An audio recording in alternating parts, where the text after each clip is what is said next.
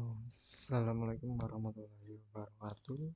Perkenalkan, nama saya Agam Ramdan Subagio. Saya dari CF 01. NIM saya 211137879. Kali ini pada mata kuliah organisasi dan arsitektur komputer, saya akan mencoba menjelaskan mengenai sejarah perkembangan komputer. Ya, baik. Yang pertama kita masuk ke generasi 1. Pada generasi 1 ini komputer itu memiliki berat kurang lebih sekitar 30 ton.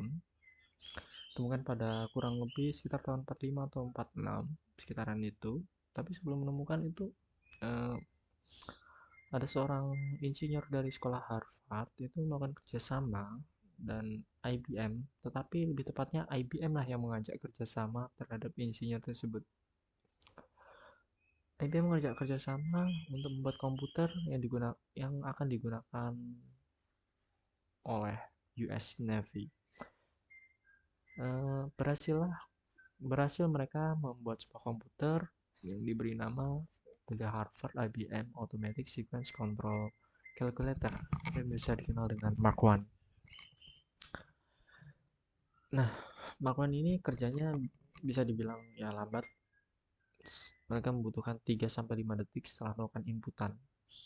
Dan tidak fleksibel juga inputannya, tidak bisa diubah kemana-mana, statis. Hanya bisa input setelah yang tidak bisa melakukan input di depan karakter inputan. Yang tidak bisa menginput di depan karakter yang telah diinput, melainkan harus terus menerus berada di belakang inputan lainnya. Komputer ini sudah bisa melakukan perhitungan aritmatika dasar dan persamaan kompleks lainnya. Seperti ini gambar dari Mark I. Nah, selanjutnya ada juga ENIAC. ENIAC ini Electronic Numerical Integrator and Computer. Nggak beda jauh dengan Mark I, tapi kecepatannya 100 kali lebih cepat dibandingkan dibandingkan dengan Mark I. Nah, selanjutnya ada UNIVAC. UNIVAC ini Universal Automatic Computer ini dibuat oleh Remington Rand menggunakan arsitektur buatan von Neumann yang diberi nama EDVAC. EDVAC itu Electric Discrete Variable Automatic Computer, di mana desain dari EDVAC ini itu memungkinkan memori itu menampung program dan data.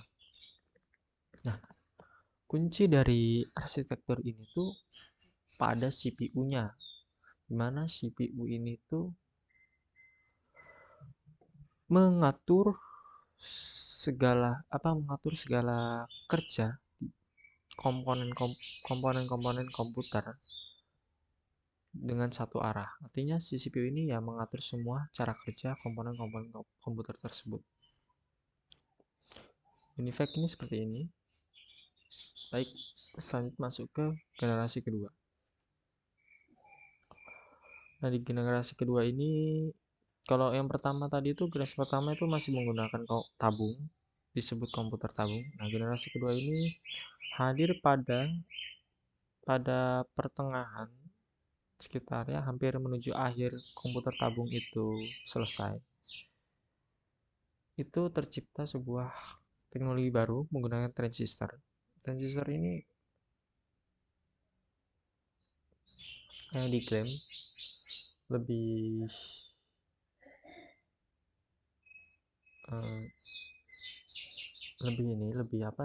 klaimnya lebih tidak terlalu panas, tidak terlalu panas, kemudian ukurannya juga lebih kecil dibanding generasi sebelumnya. Komputernya ukurannya lebih kecil. Nah, pada generasi kedua ini juga sudah muncul nih beberapa bahasa pemrograman, yaitu seperti COBOL dan juga Fortran. COBOL ini tuh singkatan dari Common Business Oriented Language, dan Fortran itu dari Formula Translator, mana Dimana bahasa pemrogram dengan ada bahasa pemrograman ini menghasilkan atau memunculkan banyak sekali profesi-profesi baru seperti programmer, sistem analis, terus ada insinyur komputer. Nah, selanjutnya juga hmm, pada generasi kedua ini, kalau generasi pertama itu benar-benar masih menggunakan bahasa mesin yang emang benar-benar dipahami oleh mesin itu sendiri. Nah, yang generasi kedua ini terkhususnya pada salah satu produknya itu LARC, ya. LARC dari spray retain itu sudah menggunakan bahasa assembly, di mana dengan mempunyai singkatan-singkatan unik dibandingkan bahasa mesin yang hanya sekedar menggunakan binary code yaitu 1010. Nah, seiring perkembangannya zaman itu muncullah dan apa seiring perkembangan zaman dan juga dia sudah digunakan bahasa pemrograman, maka muncullah banyak sekali industri-industri perangkat lunak yang terus semakin berkembang dan produk enterprise itu juga semakin banyak hadir seperti yang digunakan untuk perguruan tinggi ataupun pemerintahan. Nah, salah satu produk komputernya itu yang digunakan adalah itu dari IBM, IBM 1401. Ini digunakan biasa untuk melakukan pembuatan aplikasi-aplikasi untuk enterprise. Nah, saya kita ke generasi ketiga. Di generasi ketiga ini eh, ditemukan teknologi baru yaitu IC (Integrated Circuit) yang diciptakan oleh Jack Kilby. Dimana Jack Kilby beranggapan bahwa transistor ini tuh panasnya tuh dapat merusak komponen-komponen komputer lainnya. Nah, pada generasi ini juga sudah diterapkan operating system, di mana operating system ini tuh mengatur jalannya program secara bersamaan atau dapat menjalankan program secara bersamaan yang diatur oleh program utama dan mengkoordinasikannya dengan memori pada mesin komputer. Nah, pada generasi ini juga komputer itu sudah bisa menggunakan terminal display visual atau kita kenal dengan monitor dan juga sudah bisa mengeluarkan suara. Contoh produk komputernya apa aja itu dari IBM dengan nama IBM System 360 dan juga ada dari Apple itu Apple 2. Nah, selanjutnya kita ke generasi keempat. Di generasi keempat ini ditemukan sudah menggunakan teknologi microprocessor ditemukan oleh Gordon Moore dari perusahaan Intel, di mana Intel ini mengeluarkan awal-awal itu microprocessor 4004 dengan 4 bitnya, kemudian dilanjutkan dengan microprocessor 8008 dengan 8 bitnya yang tentu saja lebih cepat dibandingkan 4 bitnya. Nah, dan yang terakhir itu bukan yang terakhir dan selanjutnya Intel juga mengeluarkan microprocessor 8080.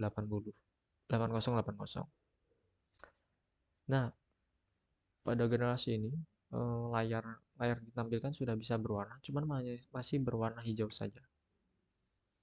Di mana produk komputernya itu ada IBM System 370 dan juga ada Apple 2.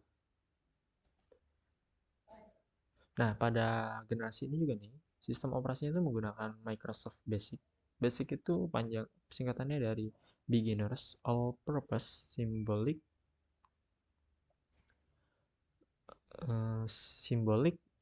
Instruction Code. Nah, selanjutnya kita akan beralih ke generasi kelima. Nah, di generasi kelima ini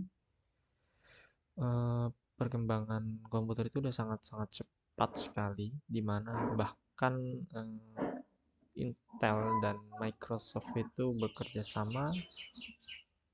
Ini tentu saja dipelopori oleh Bill Gates, ya, seorang ya pemberi standarisasi mengenai perangkat lunak dan perangkat keras. itu membuat berbagai macam teknologi dari komputer. Seperti contoh ada netbook, notebook, ada laptop juga, dan bahkan sampai ke tablet. Ada tablet, ada smartphone. Nah, teknologi pada generasi kelima ini udah benar-benar luar biasa, udah sangat-sangat membantu, ditandai dengan adanya AI, artificial intelligence. Artificial intelligence ini memudahkan kita dalam melakukan input dan agar mendapatkan hasil yang maksimal. Dan juga dari segi kompatibilitasnya, komputer-komputer ini yang pada generasi kelima ini lebih mudah dibawa dibandingkan generasi sebelumnya. Secara kecepatan juga jauh, sangat jauh lebih cepat dibanding generasi sebelumnya. Secara juga selain portable, compact juga, cepat juga, terus memiliki penyimpanan ruang yang besar juga, dan sistem operasinya pun juga sangat-sangat sudah memadai dengan sistem keamanannya. Sistem handling errornya juga sudah sangat-sangat memadai. Ada banyak kalau di generasi kelima ini, kayak ya dari Microsoft yang bekerja sama dengan berbagai vendor, entah dari HP, dari Asus, atau dari Lenovo dan sebagainya lainnya. Komputer-komputer ini tuh udah memiliki teknologi yang bisa dikatakan antara satu vendor dan vendor ini bisa saling bersaing. Ada juga dari Apple dengan iris scannernya yang luar biasa, tentang security-nya juga yang luar biasa. Oke, baik. Itu saja penjelasan dari saya. Jadi kesimpulannya bahwa teknologi ini tuh akan terus berkembang selama manusia itu terus mencari celah dari setiap teknologi yang dibuat sebelumnya. Karena bagi saya teknologi itu akan sangat sulit untuk habis sampai pada akhirnya memang kita sudah tidak bisa menggunakan listrik. Karena kelemahan teknologi itu hanya ada pada listrik. Oke, baik. Terima kasih. Saya akhiri. Assalamualaikum warahmatullahi wabarakatuh.